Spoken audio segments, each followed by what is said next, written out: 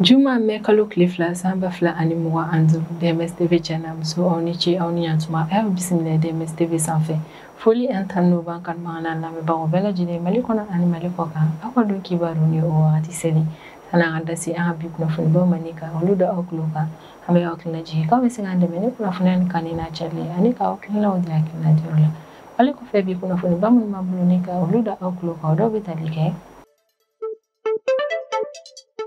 Arabate mene Afrika lo klipi saba samba fla ani muga anzuru au conseil des ministres anka amali jamana konana au conseil des ministres de conseil fait anka amali ministre lu ere koni décision ta komi ere koni parti politique mo ere kon ka charte ko nana ni ere kon obroji mo ko ere de koni ko parti politique mo ere kon ka charte ko o ere kon bora anka amali constitution konana Tratate mene Afrika lo klemuga an konoto samba fla ani muga anduro aka mali pôle national de lutte contre la cybercriminalité au procureur yere kon be communiquer mo kon na be la siliere kon ke ko surveillance yere kon na damne aka bollo siraw yere kon ka wa be kan arda yere kon ke kan akilto an yere kon mi e bollo siraw yo ni o WhatsApp TikTok alin Telegram yere kon kan ni fen yere kon utiliser to ni ma yere kon na kada kan na profiter ni bollo siraw yere kon fe ka jajugu chari wal ma ka feri jugu yere kon ke kan ka do ka fo ko sanction yere kon na ye akonye kan aka mani ministre de l'économie et des finances ni o Alfousseni Sanui hali kon be la silike anka jamana tele subala arabata mene Afrika lo klibi saba samba fla ani mo anduru komi yere kon Mauritanie ka jamana kono de mi yere kon ul Ahmed Fawaz Ould Ahmed mi ma ba fale yere kon mako Ibrahim Dis kon mako fale yere kon ka soro fem yere kon be anka mani jamana kon na ko soro fen bela jinere kon jeleno kora yere kon kate se ka buluda ka soro fen yere kon kabli kalo woro kun tagala yere kon konana ko wa be se ke ni kalo woro yere kon da fara anka mali uturutu be do fara adati yere kon ka Burkina ka agent d'information ma yere kon ila silike ko Afrika lo yere kon konana Burkina ka finiti o opération o cha ko se ko jamana fata nan bela jinena ko opération yere kon kala sabu no sera ka bamba chiwale ma chama yere kon bone anina ni kale gaminen chamo yo sera ka o fenere kon ne bamba chiwale mo la opération ba no yere kon sin fe États-Unis ma yere kon bela silike kon Russie alen Ukraine lu yere kon ma o condition kene no yere kon fo wala saka dankari kele yere kon na ko jamana flan yere kon ka do ka fo ko États-Unis alimna na isimbo mediation yere kon na jamana flan no chala kala ka ko chiwero be États-Unis na mi yere kon tinu mutanni Algérie ka agent consulaire mi yere kon mena France autorité mo fe Afrika lo kleta an klenta mena samba fla ani mo anduruni ka manade de ko yere kon da aka ayala ka fo ko Algérie kan agent consulaire ale kumbe ka liberté provisoire ni France autorité mo yere kon fe kunga par cour d'appel ma wulu yere kon banani ka liberté provisoire dini ma ko fole yere kon ma astro Algérie ka agent consulaire ale kun yayi la France autorité la ku ka ay liberté provisoire yere kon di ama kono kera we bracelet électronique yere kon do ategela ona tawta France cour d'appel ma yere kon mason ni ka liberté provisoire dini ma ko fole ma kuna fon banne be ambulo ko robi amna mun wala o video kibar konana Anka mali ministre wolu ka conseil des ministres ke arabate mene Afrika lo klibi saba samba fla ani mo andu au conseil des ministres de sinfe anka mali ministre wolu yere kon décision yere konta ko charte mi yere kon be parti politique mo yere kon ko goro ko na ni charte yere kon texte yere kon abrogé anka mali charte politique o relecture baro yere kon kunjera dom yere kon o dum saje anka mali conseil des ministres mo lever décision yere konta ko ka parti politique mo yere kon ka charte yere kon wuli ka boyin o parti politique mo ka charte mi yere kon kumbe ka laje ko kura yere kon parti politique mo ya yira ka fo ko mi angunu kuma yere kon be gate me ku be fe ka parti politique yere de konci parti politique ma keme boyan ko ulu yere kon bela jini décision ta ko to usendo nyogo yere kon na mi kunna na ke sabene ka parti politique mo yere kon ka charte laje ko kura yi do kon ya yira ka fo kan mali autorité yen décision yere kon ta kala ka be fe ka parti politique yere de konci ga bo aka mali jamana kon nana ko nga ko parti politique yere kon utna na a chitelia yere kon na ko aka mali autorité yere kon décision yere kon ta ko sharia mun yere kon be parti politique mo yere kon protéger ko nana o sharia nu bela jile wuli ka boyin kabini aka mali autorité yere kon décision yere kon ta ko mi parti politique mo ka charte ye ko ka wuli ka boyin yere kon bɔlɔlɔ siraw yɛrɛ kɔni kan maaw ka kumaw yɛrɛ kɔni cayara dɔw yɛrɛ kɔni ka kɔrɔ fɔ la ko parti politique ni a bɛ jamana yɛrɛ kɔni kɔnɔna na ka sɔrɔ sariya ko yɛrɛ kɔni tɛ a kun kɔrɔ ko b'i n'a fɔ yɛrɛ kɔni parti politique cira yɛrɛ de kɔni nka dɔw fana y'a yira k'a fɔ ko yɛrɛ kɔni fana tɛ ko abrogation yɛrɛ kɔni ale procédure dɔw yɛrɛ de kɔni bɛ ale la ko ni o procédure in yɛrɛ de kɔni banna o b'a yira k'a fɔ ko min ye parti politique ma yɛrɛ kɔni ka charte ye ko o wulila pewu yɛrɛ kɔni ka bɔ an ka jamana constitution kɔnɔna na a dɔw fana yɛrɛ kɔni ka kɔrɔ fɔ la ko an ka Mali autorité ye décision yɛrɛ kɔni ta ka d'a kan u bɛ fɛ ka parti politique ma yɛrɛ kɔni bila kɛrɛfɛ fɔlɔ yɛrɛ de kɔni walasa ka se ka u ɲɛsin u ka baaraw yɛrɛ kɔni ma jamana kɔnɔna na ko o ko yɛrɛ kɔni na an ka autorité ma u bɛ fɛ ka dɔ fara u ka mandat yɛrɛ kɔni kan ni san 5 bɔyan kɔni dɔw fana ɲininkali yɛrɛ kɔni kɛ ko yalima loi organique dɔ min yɛrɛ kɔni validera an ka Mali cour constitutionnel la ni a fana promulgué la président de la république yɛrɛ kɔni fɛ ko yalima conseil des ministres ma yamaruya yɛrɛ kɔni bɛ olu bolo ka se ka o loi yɛrɛ kɔni abrogé wa min yɛrɛ kɔni an ka jamana juriste yɛrɛ kɔni olu de bɛ se ka jaabi yɛrɛ kɔni kɛ ni ka ɲɛsin ni ko nin yɛrɛ kɔni ma nka o man yɛrɛ kɔni a y'a ye k'a fɔ u tɛ kuma kosɛbɛ ni ka ɲɛsin ni ko nin yɛrɛ kɔni ma conseil des ministres senfɛ an ka Mali ministre olu bɛ hakili jigin yɛrɛ kɔni kɛ ko consultation minnu yɛrɛ kɔni tɛmɛna an ka Mali force vive yɛrɛ kɔni ɲɔgɔn cɛ la ko recommandation minnu yɛrɛ kɔni bɔra o la u bɛ hakili jigin kɛ o kow la ko o recommandation yɛrɛ kɔni tɛ dɔwɛrɛ o de ye parti politique cili ye ale ni ka segin ka u labɛn ko kura ye ni sariya kura wɛrɛw ye ko état bɛ wari min yɛrɛ kɔni di parti politique mɔgɔw ma ko ka o wari in dili yɛrɛ kɔni jɔ transition charte ka segin k'o lajɛ ko kura yɛrɛ kɔni ni ka Mali furancɛ fanga ɲɛma ni o ye son excellence le général d'armée Assimi Goïta ka o ma kɔfɔlen yɛrɛ kɔni bɔ furancɛ fanga ɲɛmaya la ni ka a kɛ président de la république yɛrɛ kɔni san 5 kuntagala de kɔnɔna na ne yɛrɛ kɔni an ka jamana parti politique ma yɛrɛ kɔni olu ma jaabi kɛ ni ka ɲɛsin an ka Mali conseil des ministres ma yɛrɛ kɔni ka nin ko in yɛrɛ kɔni jaabi ma an bɛ wagati min n'a fɔ ko bi an kɔni bɛ aw la kunnafoni yɛrɛ kɔni ko min ye charte des partis politiques yɛrɛ kɔni ko o ko yɛrɛ kɔni tɛ an ka Mali jamana kɔnɔna na fɔlɔ ka d'a kan an ka ministre ma yɛrɛ kɔni décision yɛrɛ kɔni ta ko ka o loi in yɛrɛ kɔni abrogé ni ka wuli ka bɔ yen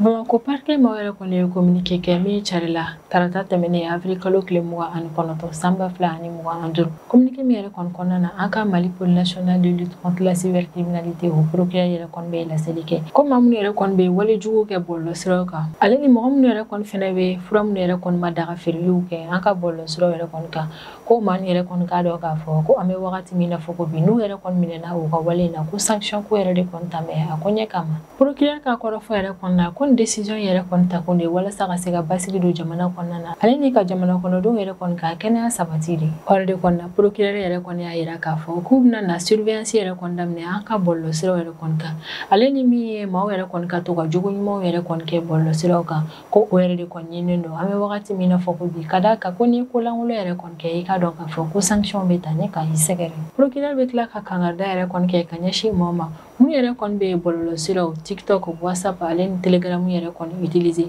ne ka a bɔ a utiliseli hukumu yɛrɛ kɔni kɔnɔna na k'a kɛ ko wɛrɛw kɛ yɔrɔw ye a ka kɔrɔfɔ la k'a bɛ ka jateminɛ an ka bɔlɔlɔ siraw yɛrɛ kɔni kan maa dɔw yɛrɛ kɔni bɛ ka u ta ko k'u ka fɛn kolon yɛrɛ kɔni feere yɔrɔ ye fɛn dɔw yɛrɛ kɔni ni o dɔw ye ko lubrifiant gelulu ale ni ko yɛrɛ kulonkɛna fɛn ninnu yɛrɛ kɔni k'a bɛ ka jateminɛ k'a fɔ maa dɔw baarada yɛrɛ de kɔni ni fɛn ninnu feereli an ka bɔlɔlɔ siraw kan ko dɔw fɛnɛ yɛrɛ kɔni bɛ ka fɛn dɔw yɛrɛ kɔni promotion kɛ ni bisigali bɛ ka kɛ o fɛn ninnu yɛrɛ kɔni na o dɔw ye yɛrɛ feerew ale ni ka maaw yɛrɛ kɔni nɛgɛ k'u don jogo kolon yɛrɛ kɔni kɔnɔna na k'a bɛ kangari gɛlɛn da ni ka ɲɛsin o maa ninnu yɛrɛ kɔni ma procureur y'a yira k'a fɔ ko wagati tɛmɛnenw na u ye sɛgɛsɛgɛli baara caman yɛrɛ kɔni kɛ k'o kɛra sababu ye n'u sera ka maa caman yɛrɛ kɔni minɛ ko wa halisa an bɛ wagati min na fɔ ko bi ko sɛgɛsɛgɛli baara ninnu bɛ sen na ko ka ko kolon yɛrɛ kɔni promotion yɛrɛ kɔni kɛ an ka bɔlɔlɔ siraw yɛrɛ kɔni kan sariya dɔ yɛrɛ kɔni sigin bɛ o kan min bɛ o sanction yɛrɛ kɔni fɔ ko n'i minɛla o ko nin yɛrɛ kɔni na o sanction dɔw yɛrɛ kɔni bɛ se ka taa fo san 7 kaso kɛli la ale ni sefa wari miliyɔn 10 i bɛ o caution fɛnɛ yɛrɛ kɔni sara n'i nɔ yera nin ko ninnu na ko article dɔw yɛrɛ kɔni bɛ an ka Mali code pénal yɛrɛ kɔni kɔnɔna na min bɛ sanction ta yɛrɛ feerelaw ale ni maa minnu yɛrɛ kɔni bɛ maaw nɛgɛ ni ka u bila ko kolon yɛrɛ kɔni na ko sanction ta bɛn ni ka ɲɛsin o maa ninnu fɛnɛ ma ko minnu fɛnɛ bɛ fura feerew ka sɔrɔ yamaruya tɛ u bolo ni ka fura ninnu feere ale ni u bɛ fɛn dɔw yɛrɛ kɔni fɛnɛ feere bɔlɔlɔ siraw yɛrɛ kɔni kan min bɛ se ka kɛ danger an yɛrɛ kɔni ka kɛnɛya ko yɛrɛ kɔni ma ko loi minnu yɛrɛ kɔni bɛ o kunkɔrɔ yɛrɛ kɔni kɔni ko bɛna na o loi ko yɛrɛ kɔni renforcer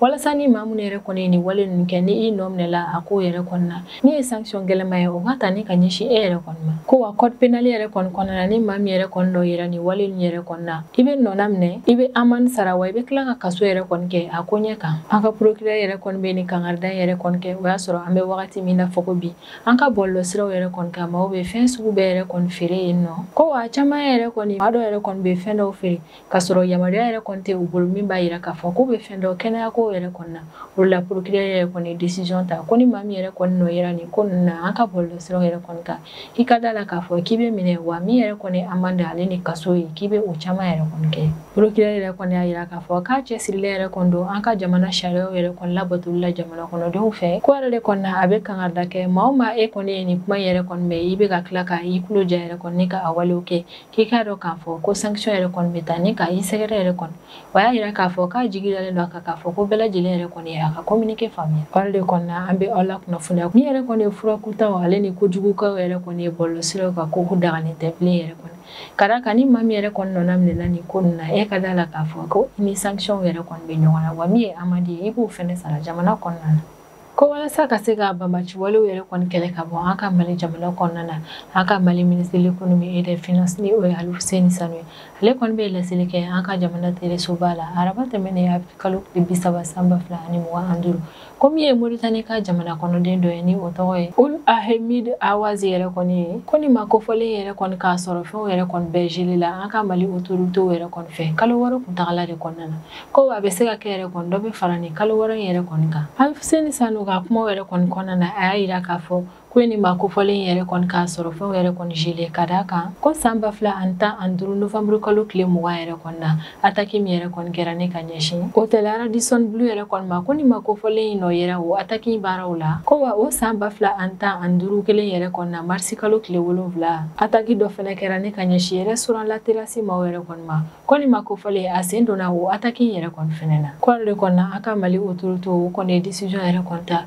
ko min yɛrɛ kɔni Mauritanie ka jamana kɔnɔden ye ale ka wariw a n'a bololafɛnw olu bɛɛ lajɛlen yɛrɛ kɔni gelelen don autorités fɛ kalo wɔɔrɔ kuntagala de kɔnɔna na ko a bɛ se ka kɛ ni kalo wɔɔrɔ yɛrɛ kɔni dafara an ka Mali autorités bɛ tila ka dɔ fara wagati kuntagala janya kan tuguni an ka Mali autorités bɛ tila ka kangarida kɛ ni ka ɲɛsin ni ma kofɔlen yɛrɛ kɔni ma ni dɔw bɛ a fɔ ale ma ko Ibrahim Disi yɛrɛ kɔni ko an ka Mali autorités yɛrɛ kɔni filɛ ka décision min yɛrɛ kɔni ta k'i jija ka décision yɛrɛ kɔni labato min ye a ka nafolomafɛnw ye a kana n'a essayer k'a bɛna na u bɔ yɛrɛ kɔni ka d'a kan ni a kɔni ye o ko yɛrɛ kɔni essayer a ka dɔn k'a fɔ ko sanction gɛlɛmaw yɛrɛ kɔni bɛ taa ni k'a sɛgɛrɛ an ka Mali autorités o kɔni Ibrahim Disi ale yɛrɛ kɔni fara maaw kan minnu yɛrɛ kɔni k'a sɔrɔ fɛnw yɛrɛ kɔni gelelen bɛ an ka Mali autorités yɛrɛ kɔni fɛ u ye a fara o maa yɛrɛ kɔni ka liste yɛrɛ kɔni kan o kɔrɔ yɛrɛ de kɔni ye ko min ye Ibrahim Disi yɛrɛ kɔni ale bololafɛnw a tɛ se ka maga olu yɛrɛ kɔni na kalo wɔɔrɔ kuntagala kɔnɔna na sisan an bɛ tɛmɛ n'an ka jamana kɔfɛ kibaruyaw ye o kɔnɔna na an bɛ taa Burkina Faso jamana kɔnɔna na Tarata tɛmɛnen avril kalo tile 29 san 2025 Burkina ka agence d'information ma yɛrɛ kɔni laseli kɛ ko avril kalo yɛrɛ kɔni kɔnɔna na Burkina Faso finitigiw olu ye banbaci wale maa caman bɔnɛ u ni na u ka jamana fantan a 4 bɛɛ lajɛlen na Burkina ka agence d'information ma yɛrɛ kɔni bɛ sisiya kan ko Burkina ka finitigiw yɛrɛ kɔni ka kɔrɔfɔ la ko avril kalo yɛrɛ kɔni kɔnɔna na Burkina ka finitigiw olu ye u ka opération yɛrɛ kɔni caya kosɛbɛ jamana fantan a 4 bɛɛ lajɛlen na ko action de reconnaissance offensive embuscade fo ka taa se frappe aérienne yɛrɛ kɔni ma minnu kɛra ne ka ɲɛsin banbaci wale maaw ma ko Burkina ka finitigiw u ye nin caman yɛrɛ de kɔni kɛ Burkina fantan a 4 bɛɛ lajɛlen na o y'a yira k'a fɔ ko ni opération ba nin yɛrɛ kɔni kɛra sababu ye ni ka tiɲɛniba yɛrɛ de kɔni don banbaci wale maaw yɛrɛ kɔni na ka d'a kan a kɛra sababu ye ni ka banbaci wale maa 100 ani kɔ bonya kɔ ka olu bɛɛ lajɛlen bɔnɛ u ni na min ye banbaci wale maaw yɛrɛ kɔni ka kɛlɛkɛminɛ nafaman caman ye u bolila ka olu caman yɛrɛ kɔni fɛnɛ to opération ninnu senfɛ ko banbaci wale maaw dagasigiyɔrɔ o caman fɛnɛ tiɲɛna Burkina finitigiw fɛ wa Burkina finitigiw ka kuma yɛrɛ kɔni kɔnɔna na u bɛ sinsin a kan k'alisa min yɛrɛ kɔni ye opération ye k'u bɛna o cɛ u ka jamana fantan a 4 bɛɛ lajɛlen na ka d'a kan k'olu ka laɲini de ye jamana fantan a 4 bɛɛ lajɛlen ka kɛ jamana kɔnɔdenw ta ye wa jamana kɔnɔdenw ka lakana jamana fantan a 4 bɛɛ lajɛlen na fɛnɛ États-Unis maa yɛrɛ kɔni bɛ laseli kɛ ko Russie ale ni Ukraine n'u ma proposition kɛrɛnkɛrɛnnen yɛrɛ kɔni di min bɛna kɛ sababu ye ka dankari jamana fila ka kɛlɛ yɛrɛ kɔnɔna k'u k'a dɔn k'a fɔ ko min ye États-Unis ale bɛ ka médiation min kɛ jamana fila ni ɲɔgɔn cɛ la ko États-Unis a b'i sen bɔ o baara ninnu yɛrɛ kɔnɔna Russie maa yɛrɛ kɔni kɛlen ka laseli kɛ k'u bɛna trêve dɔ yɛrɛ kɔni kɛ walasa seconde guerre mondiale wala kon anniversaire bishigina kaseka wala kon nyanaje wala kon ke États-Unis ka mo wala kon be sécurité ke aka o décision ina kadanga ko irisi ama cessez le feu kon ke wala saka dankari kele yere kon na ay cessez le feu yere kon ke doro wala saka seconde guerre mondiale yere kon bani anniversaire bishigina yere kon fete aka jamana sanfé États-Unis ka département d'état porte-parole ni oye Tammy Bruce yere kon ala ira ka fo koko yere kon sera wakati do yere kon ma wakati mina Ukraine ale kan aka proposition ke Russie ale fene kan aka proposition ke wala sa danga sika kari kele na jamana flanu ni ñogon chalala ko nga ko jamana flanu ka do ka fo ko ni États-Unis ya fam ka fo ko nyata ka yere kon te jamana flanu ñogon chala ko États-Unis abi sembo médiation yere kon na jamana flanu ni ñogon chalala abi wakati ja yere kon bo États-Unis ka ma wulu yere kon be kani kan arda yere kon ke jamana flanu yere kon ko mi e ben ka sebe sorli wo flanu ñogon chala ko nu mutilia ko yere kon fe ko États-Unis be temeni bara wala yere kon kala ka ko mo gelema wala be États-Unis na minti no tanu vice président no Vladimir Poutine yere kon ale la silike ko ale ni Ukraine ubna na cessez le feu do yere kon buluda kle saba kun tagala konana cessez le feu mesdames ne mekalo kle shigina ko meche mekalo kle tana taina kadaka ko seconde guerre mondiale bani yere kon anniversaire san bishigina yere kon na fiti Russie jamana konana nanyen o yere kon che Ukraine ni ale jugor maduna États-Unis yere kon fe olu kun ye proposition dɔ kɛ Russie yɛrɛ kɔni ye ko u ka cessez-le-feu tɛmɛ u ni ɲɔgɔn cɛ la tile 30 kuntagala kɔnɔna na nka Russie ale banna ni proposition yɛrɛ kɔni ma ko ka sɔrɔ États-Unis ma olu kɔni y'a yira k'a fɔ k'u tɛ fɛ ka tile 3 cessez-le-feu yɛrɛ kɔni boloda u bɛ fɛ cessez-le-feu ɲumanba dɔ yɛrɛ de kɔni ka kɛ min bɛ mɛn wa min yɛrɛ kɔni nana kɛ sababu ye ni ka dankari kɛlɛ yɛrɛ kɔni na ko nka ko tile 3 cessez-le-feu yɛrɛ kɔni ko o ko yɛrɛ kɔni man di olu ye États-Unis ka diplomatie ɲɛmaa n'o ye Marco Rubio yɛrɛ kɔni ale y'a yira k'a fɔ k'an filɛ nin ye semaine min yɛrɛ kɔni kɔnɔna na k'o ye semaine nafamaba yɛrɛ de kɔni ye Ukraine ale ni Russie ka kɛlɛ ko koɲɛ kan ka da kan ko nin dɔgɔkun yɛrɛ de kɔni kɔnɔna na olu États-Unis olu yɛrɛ kɔni bɛna lajɛ n'a sɔrɔ u ka continuer ka kumaɲɔgɔnya tɛmɛ Ukraine ale ni Russie ɲɔgɔn cɛ la u ka kɛlɛ ko banni hukumu kɔnɔna na walima n'a sɔrɔ u ka décision yɛrɛ kɔni ta ka u sen bɔ ni maa fila ni yɛrɛ kɔni ka kɛlɛw la u b'u concentrer ko wɛrɛw yɛrɛ kɔni kan nafaba bɛ minnu yɛrɛ kɔni na ka tɛmɛ ni ko ninnu kan o wagati tɛmɛnenw yɛrɛ kɔni na Donald Trump ni ale États-Unis jamana ɲɛmaa yɛrɛ kɔni ale y'a yira k'a fɔ k'a bɛ ka bisigi Russie président na n'o ye Vladimir Poutine yɛrɛ kɔni a bɛ ka bisigi o la k'a fɔ k'o tɛ fɛ kɛlɛ yɛrɛ kɔni ka ban Russie ale ni Ukraine ni ɲɔgɔn cɛla la ami yɛrɛ kɔni États-Unis olu bɛ ka nin menace yɛrɛ kɔni kɛ ko Russie ni Ukraine yɛrɛ kɔni ka u jija u k'u ka proposition kɛrɛnkɛrɛnnenw yɛrɛ kɔni bɔ min bɛna kɛ sababu ye ka dankari kɛlɛ yɛrɛ kɔni na ka da kan ko ni nin dɔgɔkun yɛrɛ kɔni tɛmɛna ka sɔrɔ jamana fila ni ma bɛn k'a yɛrɛ kɔni sɔrɔ ko États-Unis ale bɛ se ka i sen bɔ médiation ni yɛrɛ kɔni na jamana fila ni ɲɔgɔn cɛ la ne ka i concentrer ko wɛrɛw yɛrɛ kɔni kan nafaba bɛ mun na ka tɛmɛ nin fɛnɛ kan